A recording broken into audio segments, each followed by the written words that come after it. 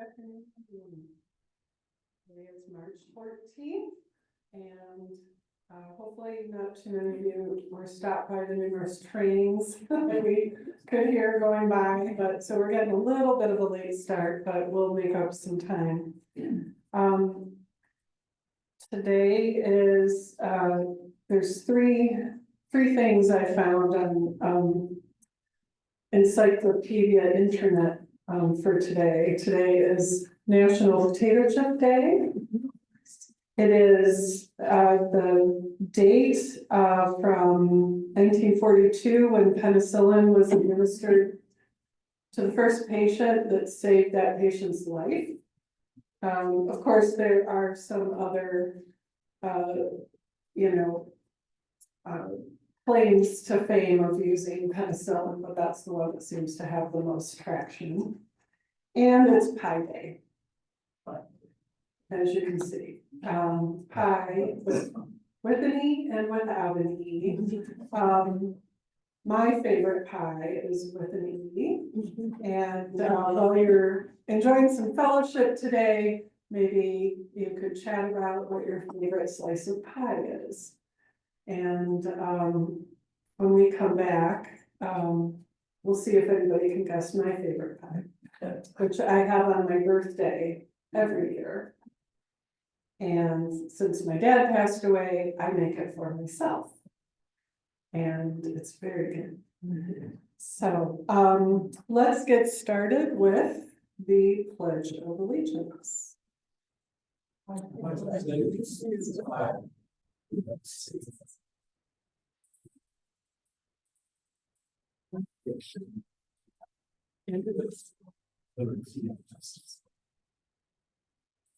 Please join me. Oops, sorry, let me move this out of the way. Oops. Four-way test of what Rotarians think, say, or do. Is this the truth? Is this fair to all concerned? Out of friendships, beneficial to all concerned. I'd like to invite Dr. Bobby McCullough to the front to give our inspiration today.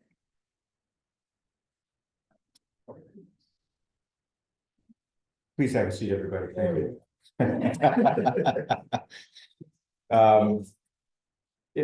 I've had a lot on my mind lately, and while some of it has been related to my physical health, I've also given a lot of thought to mental health. And so whether mental health is challenged by a brain cancer or simpler stress in our lives, all of our lives, it's something that is underestimated, undersupported, undertreated.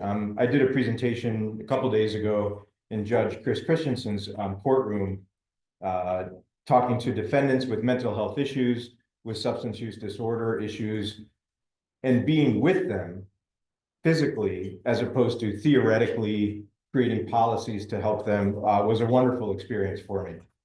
Then just last night, I had a conference call with 25 leaders in the pain care and substance use disorder national group of the American Medical Association to help continue progress as we deal with illicit drugs that are constantly changing. So being in the front line in the courtroom, and then the strategic office of our committees within a week reminded me that awareness of both is critical to solving these issues. And so as I think about the potential challenges and opportunities to our lives with resizing of government funding, I've had some thoughts.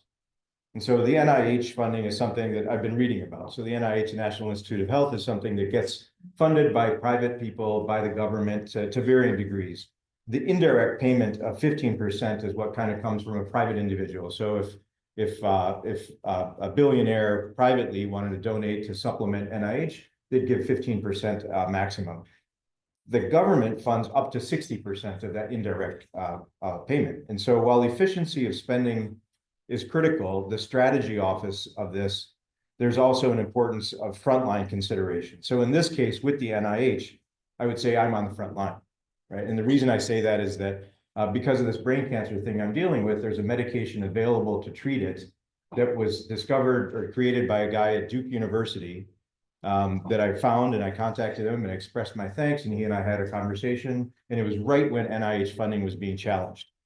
And there is no way, he said, that he would be able to discover that medicine without NIH funding. And there's no way that I would be getting that pill in December when the NIH funded it to the point where it got approved by the FDA in August of that year, right? And it was a decade-long effort. And so I was inspired by him and inspired when I hear from frontliners. He was a frontliner because he discovered that medication that I'm alive because of. So I'll close with some thoughts on life quality and quantity from a book that I was sent by a physician that heard about my diagnosis. And so this is a quote from 30 years ago.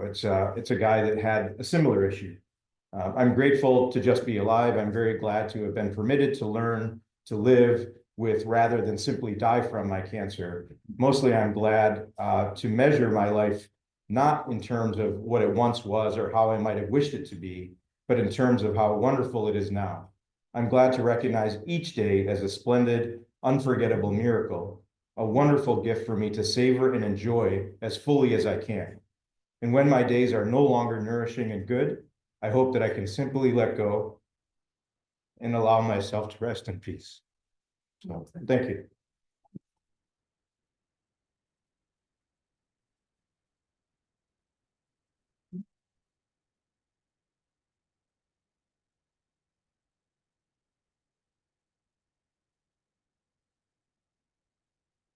Well, thank you, Bobby, so much, and we're glad for that film. And all the work that researchers do. They're often unsung heroes. They, you know, we all benefit from research in our daily lives, and it happens in a place that, you know, isn't often out front, and we want to remember and thank the researchers that put so much into the things that make our lives quality and last longer. These are upcoming dates. I'll move the Rotary Club Square away a minute. Please enjoy your lunch, talk about pie, and take a picture of this. It's also on our Club Runner website. Please, special note, May 30th, we are having a meeting that is a 5th Friday. So we're jumping to the 5th Friday because the 4th Friday is Memorial Day weekend. So that we don't miss a meeting in May, since we only have 2, we are going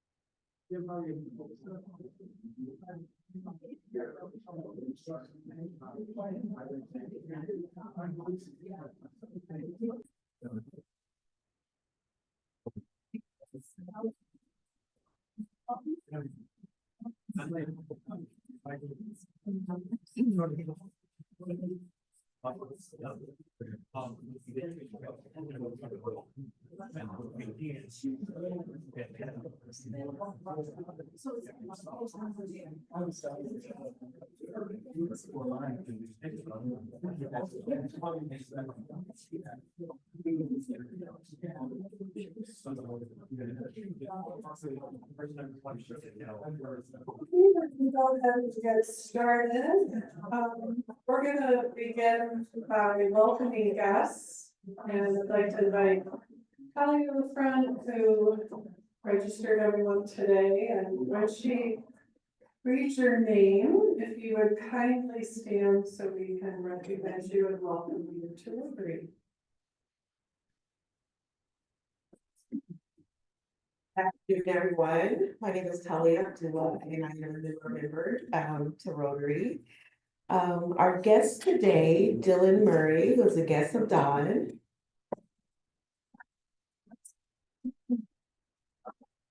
Juanita Jamerson. Marcelo Flores was a guest of Casey. Karen Wilkinson was a guest of Reg. And Willie Underwood was a guest of Dr. Bobby. Thank you all so much for being here. Okay. Does anyone have any health and welfare to report? I will share on behalf of Amy Krug that her father is in the ICU.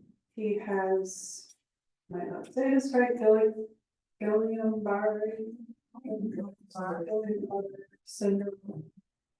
So he's getting treatment for that. It's quite a long process, like 12 days. So please keep him in your thoughts and prayers if you would. Okay, nothing else. Couple announcements about service. So once again, for anyone who wasn't here last time and has not seen the newsletter yet, we are looking to participate in a tree planting on April 26th. This is an Area 7 service project. So more to come about how to sign up for that. There might be a separate sign up rather than our site like there was for the bed build, but we will make sure there's more details, hopefully by our next meeting. And we also have a repeat for the vegetable kits that are available through Edible Flint, and Jim Richardson is coordinating our club's involvement. So Anne Marie's going to put a sign up on the website, and if you have questions or any other information you want, please connect with Jim. There's 2 sessions. There's a morning to put the kits together, and then the afternoon session will be the distribution part, and they are at 2 different locations, Walker Farms. Oh, maybe, okay. Jim's like, so more details to come on that as well. But that was a fun project. As you can see, here's some of our Rotarians doing it last year. It was a gorgeous day. And so if you would like to help out with that and help our community receive this free, vegetable starter kit so they can have their own gardens this summer, please save that date. And I'd like to invite Lynetta up with her daughter to share about. First off, I would like for you to try to guess who I'm going to talk about. This lady used to sit at that back table, and she was rather opinionated and pretty bossy, but got a lot of things done for the community. And her initials were just like mine, LC. We have an AI generated visual of her. Who might know everyone's lifetime friend? Anyone want to guess? Names, what is it? Lenore Prouty. Lenore Prouty, were she living today, would be 90 years old. Or I should say on the 30th of March, so a couple of weeks from now. You might know that Woodside Church was converted into the Lenore Prouty Family Life Center. That Life Center is just what it is. It's a lifeline to Mott College students. Students don't have the ability to get in their car and go across town to any type of service. Dinner, tax prepared, childcare. We do all of that at the Life Center. At the Life Center, we certainly take care of tuition, books, and fees, but students have extraordinary underlying crisis circumstances, and that Life Center is the place where students go for a one-stop shop. They can get clothing for interviews. They can talk to a sociologist. They can get referred to someone who can help them with dental care, child care. The list goes on. So Lenore Prouty lived the life of a champion for these instances. So what we're doing is we're going, at Mott College, we're going to have a birthday celebration for her, and it's called the Crowdy Club, kind of like the Cotton Club. We're inviting you to come out. It's $50 per person. It's on the 28th. It's a Friday. And I have these little postcards that I left back on that high top table. And we would like for you to enjoy it and help us with the proceeds for this wonderful cause. So Lenore would always say, "Marvelous, darling," and she would not stand for me giving just $1. So I will, I guess I'll lace your cup, but I thank you for allowing me to mention this, and please come out and help us celebrate the legacy of everyone's lifetime friend, Lenore Crowley. Thank you.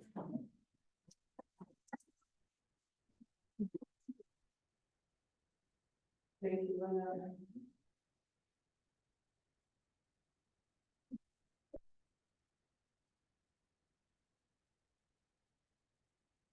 We have some more Paul Harris Fellows to present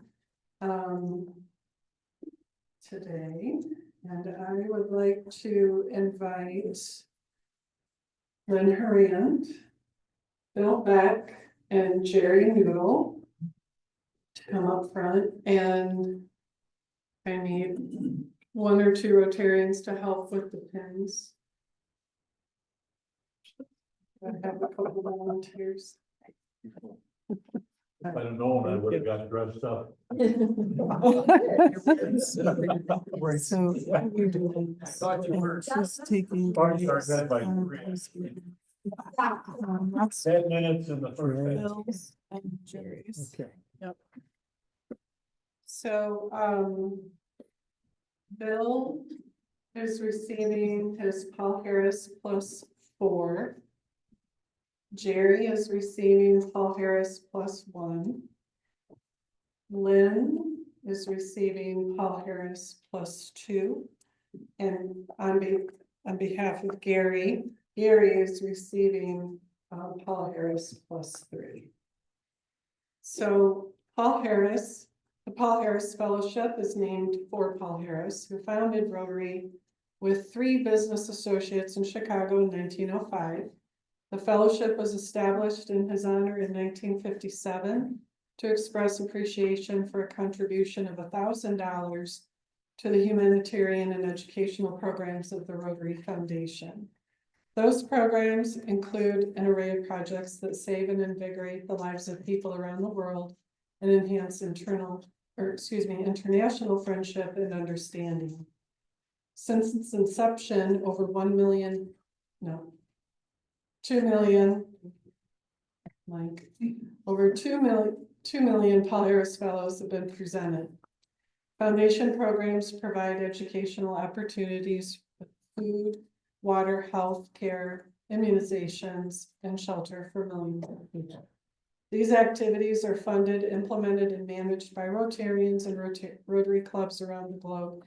Rotarians may also designate a Paul Harris Fellow to recognize another person whose life demonstrates a shared purpose with the objectives and mission of the Rotary Foundation to build world understanding and peace. We move closer to a more peaceful world today as Bill, Jerry, Lynn, and Gary become a Paul Harris Fellow.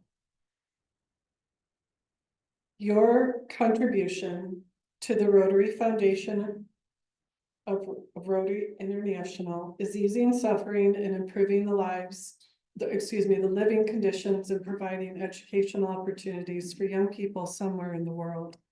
This is a truly selfless action. Therefore, it gives me great pleasure to present to you on behalf of the trustees of the Rotary Foundation, a pin, a Paul Harris Fellow pin. In appreciation of the tangible and significant assistance given for the furtherance of better understanding and friendly relations between peoples of the world. We urge you to wear your pin to all Rotary events as a symbol of your appreciation for and support of the programs of the Foundation. Please accept congratulations and sincere appreciation for your commitment to our common goals of world understanding and peace. Ladies and gentlemen, please stand and recognize our newest Paul Harris Fellows.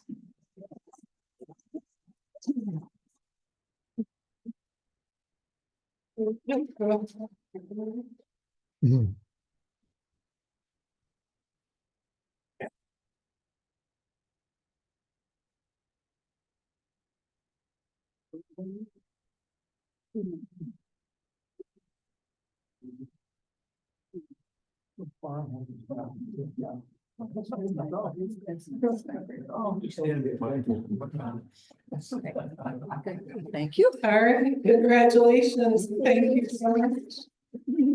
Thank you, Anthony, and thank you, Jen. All right, we are going to do our 50-50. Has Mike Chafee on the floor.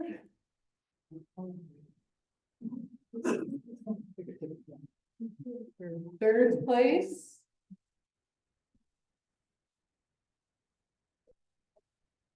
Okay, the ticket is 736-898. 898, 898. All right, it's big. right here. See, rewards for Thank you. filling the name tags today. And second place. Oh, somebody waived their ticket. 736-904. 737, Stan. Our backup, set up and take down person. And for first place. I think this is mine. Go ahead, read it. It might be Fred's ticket. 736-933. Caleb, all right.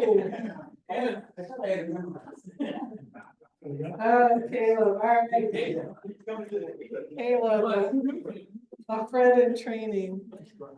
Okay, anybody, we had an interesting conversation about pie at our table, and I learned something about Anne Marie today. Anne Marie is quite the pie baker, and clearly can make any kind of pie, and her favorite is nectarine blueberry. Nectarine blueberry. Who here has had a nectarine blueberry pie?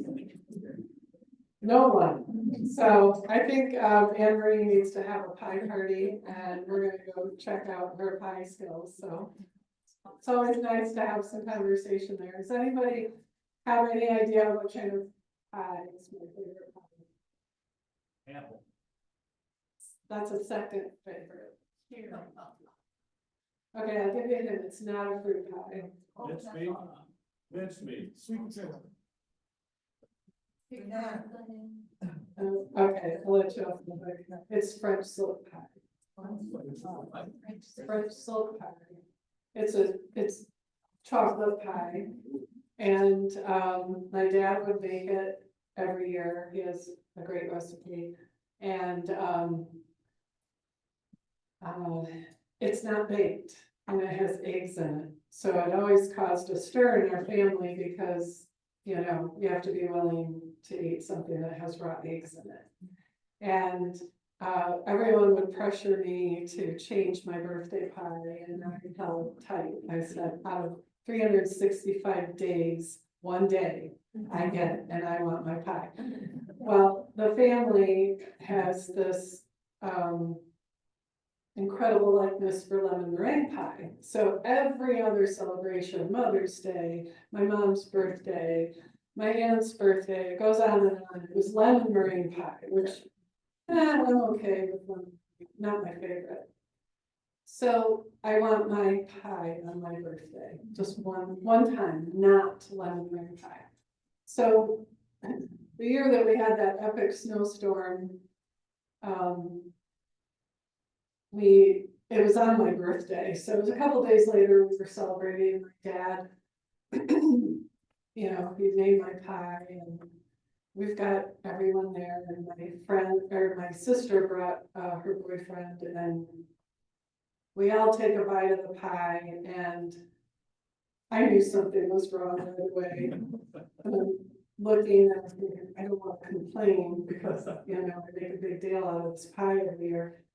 And finally Ray, my sister's boyfriend, says, "So this is chocolate?" So he broke the ice. Turned out my dad had accidentally put lemon extract instead of vanilla extract in the pie, and I said, once again, and you know, my dad was always, he always had my back. He always said, "When you want that pie, I will always make you that pie, even if he had to make another dessert for everybody else." So I couldn't believe it. I'm like, I cannot believe you put lemon extract of all things. It's always gotta be lemon. And so we got a big laugh out of that. And so, note to everyone, do not put lemon extract in that French silk pie. There we go.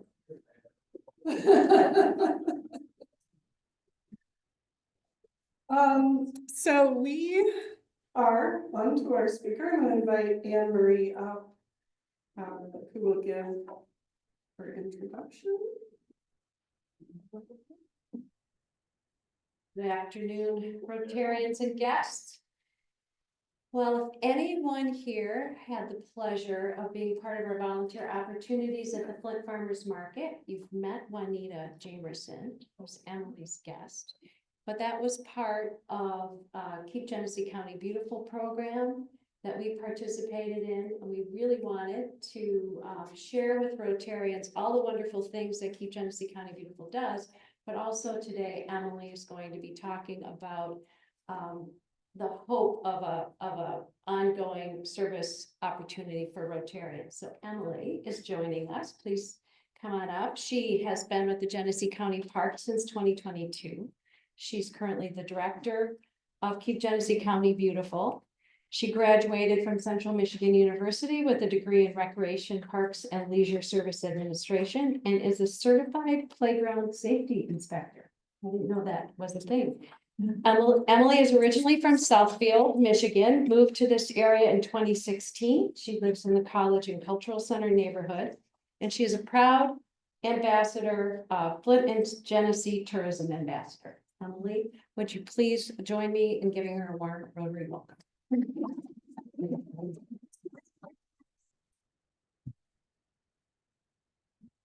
Good, is it 12:50? Good afternoon, everyone. Thank you so much for having me. I'm really excited to be here today, especially to talk about Keep Genesee County Beautiful and all of the great work that we do and all of the help that maybe you can provide to us in trying to continue to keep our area, Greater Flint, Genesee County beautiful. So Keep Genesee County Beautiful, we're in our 21st year. So in 2004, we became an affiliate of Keep America Beautiful, which is a national association. There are about 700 affiliates nationwide. So we are one of 3 active affiliates in the state of Michigan. In 2016, we actually became a program of Genesee County Parks. So the first years of Keep Genesee County Beautiful's inception, they were a nonprofit organization, always fully funded by the Ruth Mott Foundation. And so through Ruth Mott's strategic plan, we do have a focus on the city of Flint parks and public spaces. We are also funded by other grants and donations, and I'll get into some of our other projects later.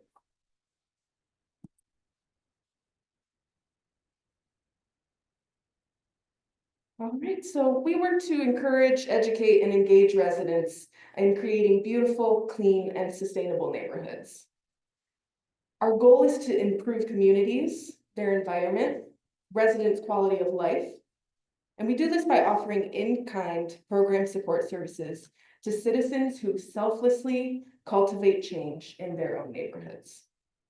This is achieved by engaging with volunteers to extend the reach and impact of our initiatives and our programs. We believe that broad community partnerships allow us to extend the reach and impact, and and they're essential in achieving sustainable community improvement through three main programs that we offer. So we have Adopt a Park, Cultivating Our Community, which is garden adoption, and then general community cleanups.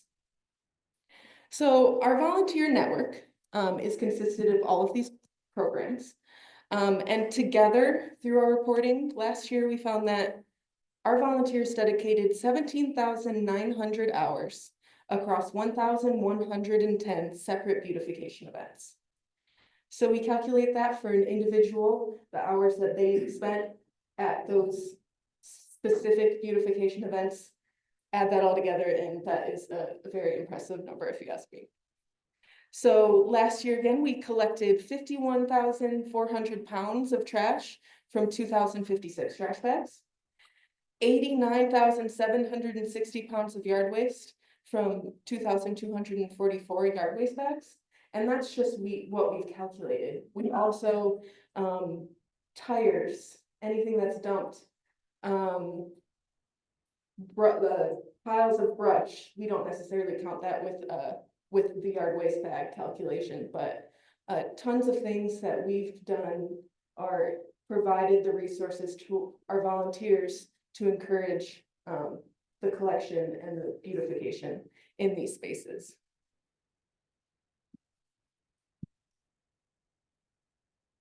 So our volunteer network is consisted of individuals, neighborhood associations, businesses and organizations, school groups, Rotary clubs, and more. So like I was saying, we have our Adopt a Park program. Again, that is within the City of Flint Parks and Public Spaces. So we have about 70 parks within the City of Flint.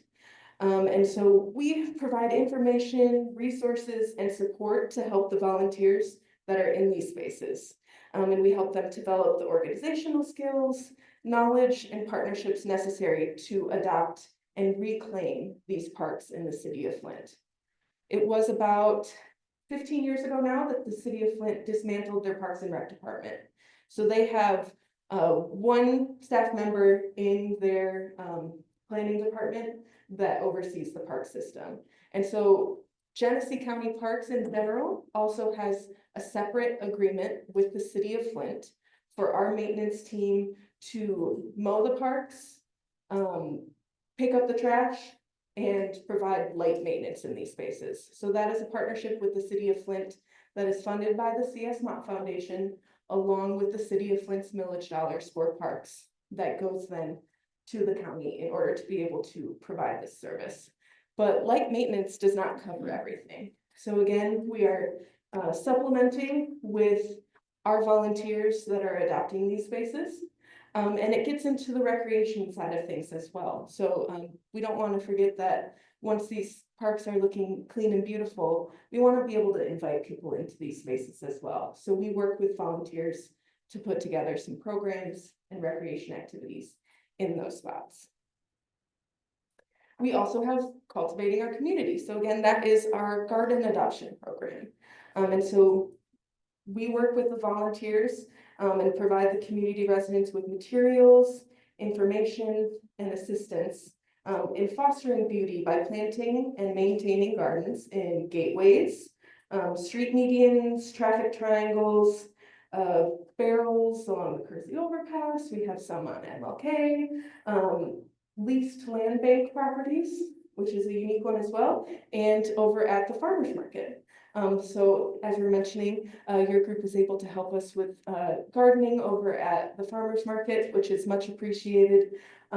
We bring in all of the supplies, the plants, the gloves, yard waste bags, rakes, anything that might be needed in order to support those spaces. We just need your hands to help us with that. Last, we have community cleanups. So garden adoption and park adoption, those are time commitments, admittedly. Not everyone has all of that time. So community cleanups in general are opportunities for, even let's say an individual might call us and say, my grandkids are here this weekend and I want to teach them about stewardship in their community. Where can I go to pick up litter what can I do? And we'll, of course, come get a litter grabber, trash bags, we'll point you in the right direction. So it's anywhere from individuals to, the photos on this slide are from the SYI volunteer event this past summer. We had over 200 people go out across 6 or 7 park spaces. And so we met with the SYI representatives, put together park site plans, project plans, met out there with site supervisors that they had for each park space, walked them through what we would like them to do in that space, what the process would be for where to put the yard waste bags for us to come pick them up afterwards. And then again, of course, providing all of the materials that they needed, gloves, yard waste, rakes, everything you could possibly need in order to do those projects. So we have organizations, companies that reach out to us that want to do volunteer days for their staff. And again, we'll put together the project plan, point you in the right direction, show you which site to go to. And that could be anywhere from cleanups to planting. If it's the right time of year and we have a big garden project coming up, we could absolutely use your group's extra hands to help us in the garden that day. So again, anywhere from individuals to 200+ people, we're able to accommodate and help you help us keep these spaces clean and beautiful.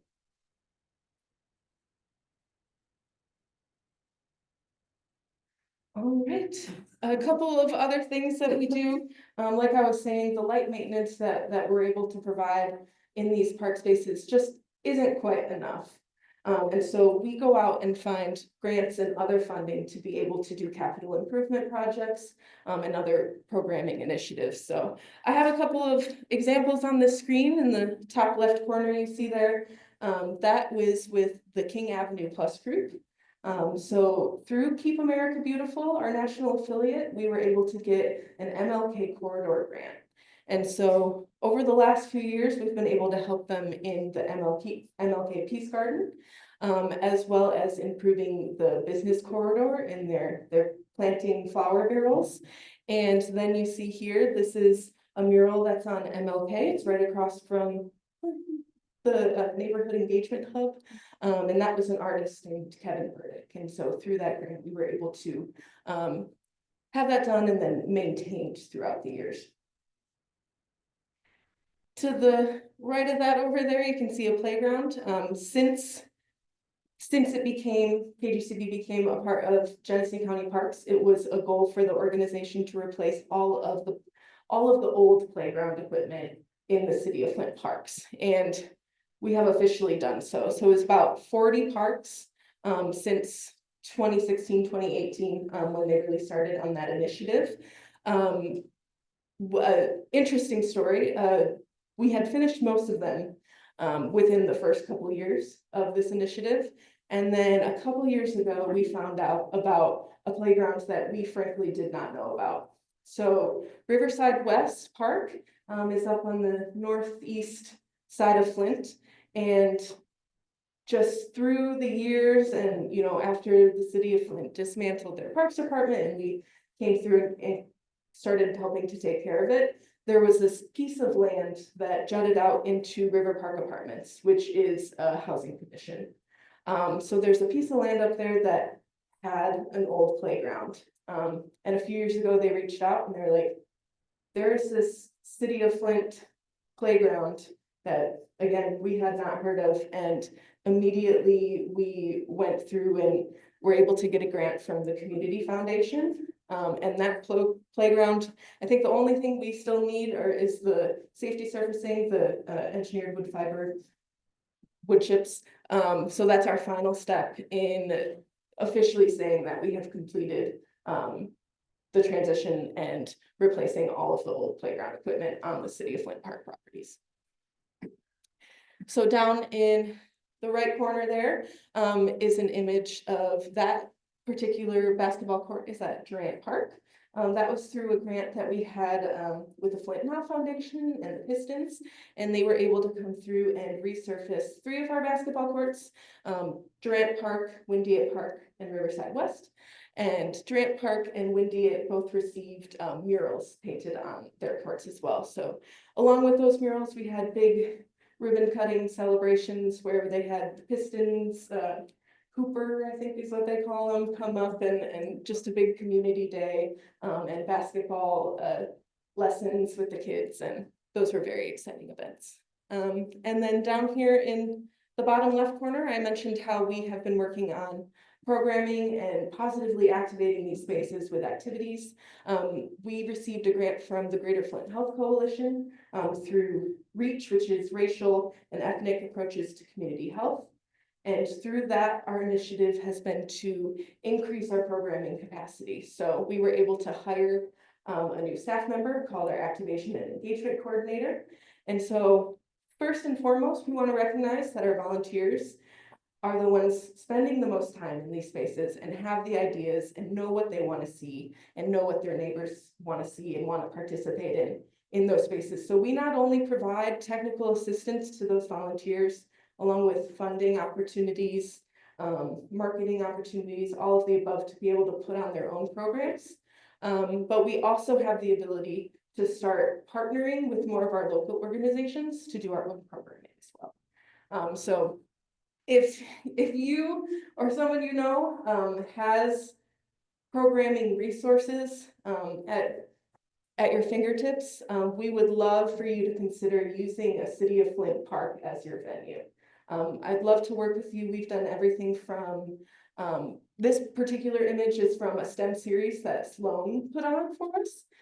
We have FIA coming out and doing art classes.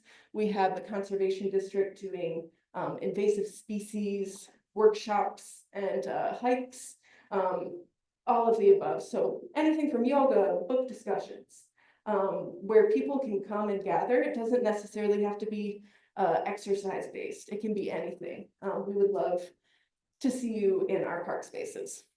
On that note, I should also say, Keep Genesee County Beautiful starting on April 28th. We are going to be taking over the park reservation and special event process for the city of Flint. So that will be done through our office. In the past, it has been many different hands. Some of the parks go to the city of Flint, some of them go to Genesee County, some of them go elsewhere. So now consolidating, having one place for people to call to make it more accessible and easier for our residents to reserve these park spaces. So we'll be giving the funds back to the city of Flint so they can continue to utilize and build their capacity in their parks and rec.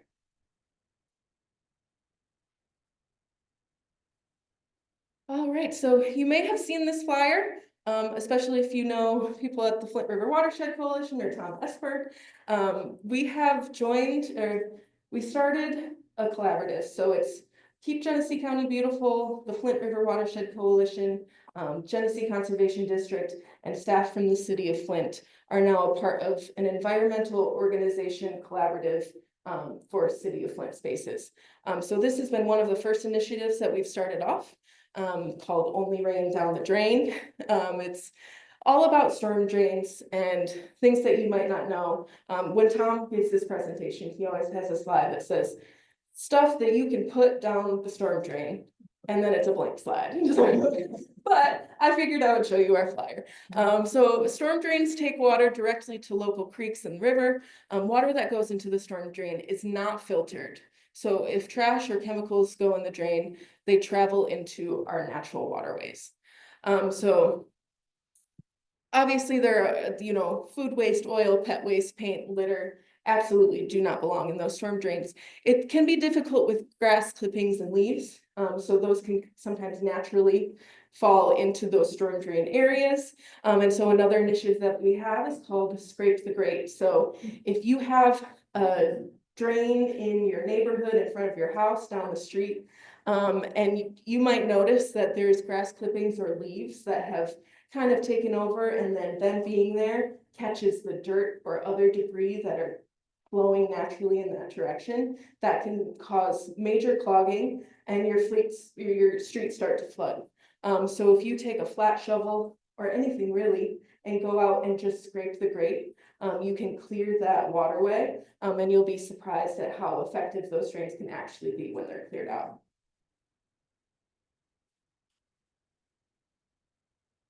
All right, so I definitely, because of your interest in the gardens at the Flint Farmers Market, I wanted to go into what we do with our garden spaces, why we do it, and definitely touch on that for a moment. So pollinators in Michigan, as most of us know, are extremely important, especially when it comes to keeping our neighborhoods beautiful.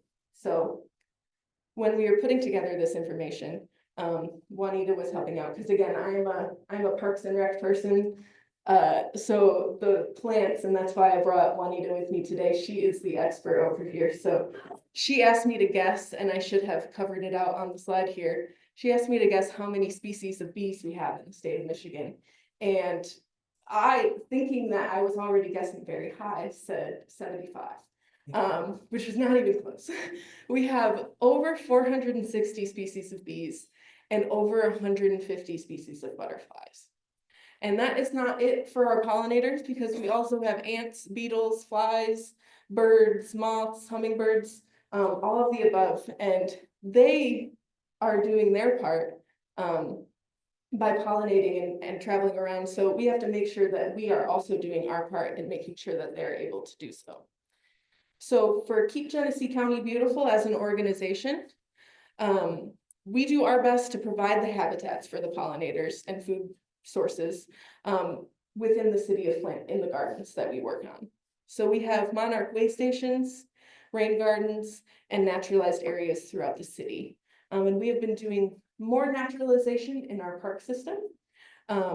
Now that we're able to work closely with the people that are mowing the parks, our maintenance crews, we have found that there are areas that are naturally flooded in a lot of these parks. And so you wouldn't necessarily be able to recreate in those spaces in the first place. So why not utilize that as a habitat for our pollinators? So being able to plant trees, flowers, we're not taking away the whole park, obviously, but just extra spaces that aren't being used anyway, that we can turn back to beautiful for the environment.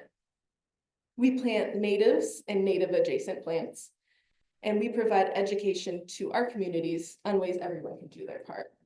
So we're helping the pollinators with these gardens. And we hope that you'll help us in the gardens that we work on, but you can also do stuff in your own homes. So simple changes that you can make to help pollinators at your own home are delaying your spring yard work. So it's getting very warm now, and I totally understand if gardening is your way of recreating, you might be very eager to get out there, but keeping in mind that many pollinators and helpful insects overwinter and nest in fallen leaves, grasses, and dead plants. It also comes with mowing.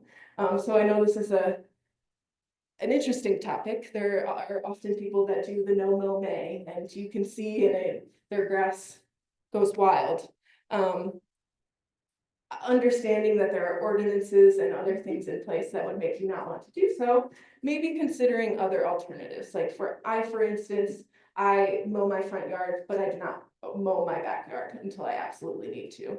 Or just one little area, if you could leave it so that there are places for the pollinators at the start of the season to give them a fighting chance.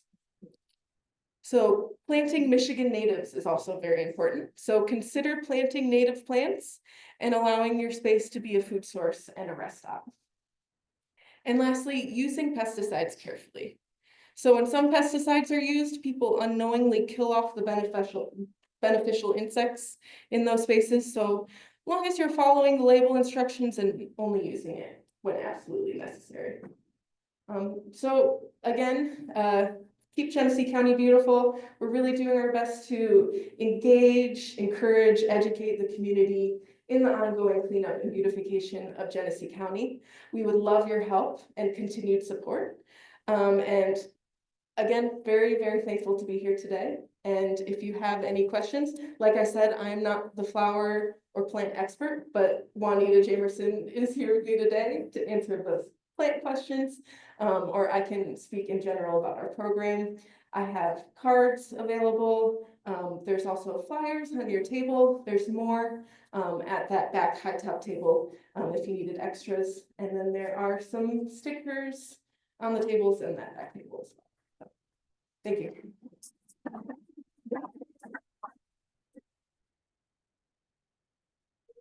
Place that one could look for community garden. And I've had a number of people say there's started their own garden, don't have the space or the right space in their yard, but there used to be various places we find community gardens. I wonder if you know anything about that, or perhaps we need.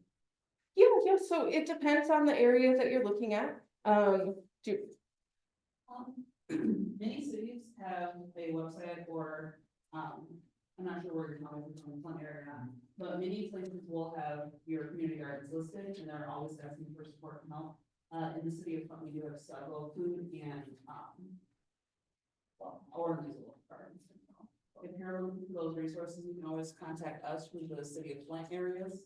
But I know that Grand Lake has a listing, Swartz Creek has listings.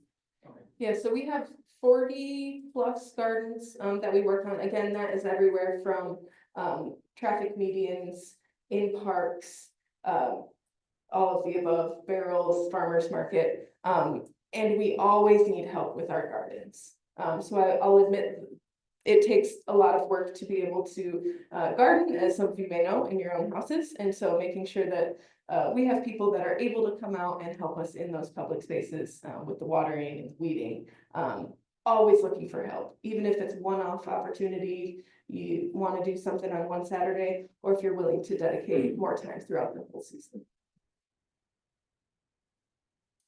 Emily, is your organization part of the hazardous waste recycling a couple times a year or no? So we are connected with them, and I'm glad that you brought that up because that's another resource that we provide is we have a hotline for people to call us if you're wondering how to recycle or get rid of your paint or any number of things. Call our main line. We don't personally do the recycling for it, but we can help you direct you to the right place, including to the hazardous waste days.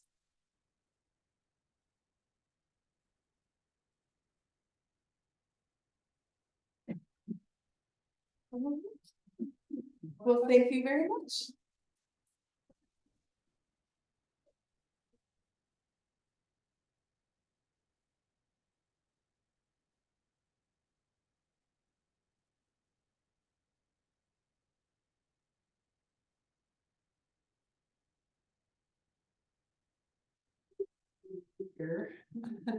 What did you whisper?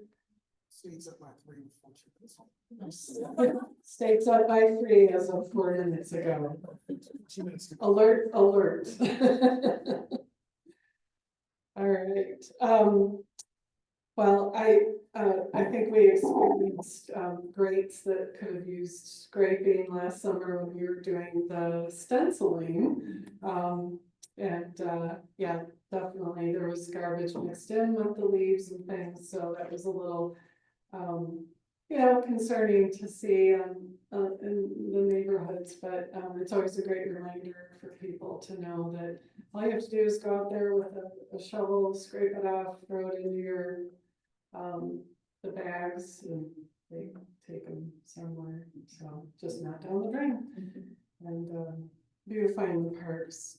I grew up in Flint, where there's parks in every neighborhood, and I mean, most of my childhood was spent in the park, our yard was like a postage stamp, and it was fun for some things, but all the kids went down to the park, and it's a sad day when there's not a park available for the kids and the adults. So thanks for all the good work you do. An appreciation, Emily, for joining us today. A donation has been made in your name to Rotary International for the eradication of polio. Thank you so much. I heard measles. I might be working on measles next. The slide is a ways back, but I neglected to mention that our social networking location this month is at Sauce downtown in the Hilton Gardens. That date is March 20th 5 o'clock. And it'll be in the vault. No, No. we'll probably be in the long cat. Okay, so in the main, Yeah. you'll find the, I'll be there. the happy rambunctious Rotarians table. All are welcome. And then, we have something, a little new happening in April. Our new member Heather Marco is gonna host our social networking at her home, which I forgot the name of the architect, but he, Eldon B. Dow, Eldon B. Dow, who was, mid-century modern, yes, Franklin. yep, what she said, and, it is a cool house. It's on Nolan Drive, right across from the former Mott Park Golf Course. And, if you're free, I would say please try to make it. It's very generous of Heather to open her home to us. And it's a very cool place. Her and her husband are very proud of it. And, that should be a lot of fun. So that is April 17th, I believe. So those are our social networking.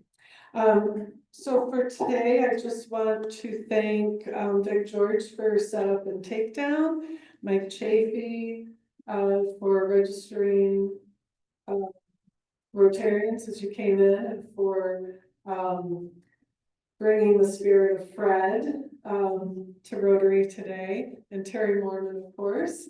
And guest registration was Talia Abdullah, our inspiration from Dr. Bobby.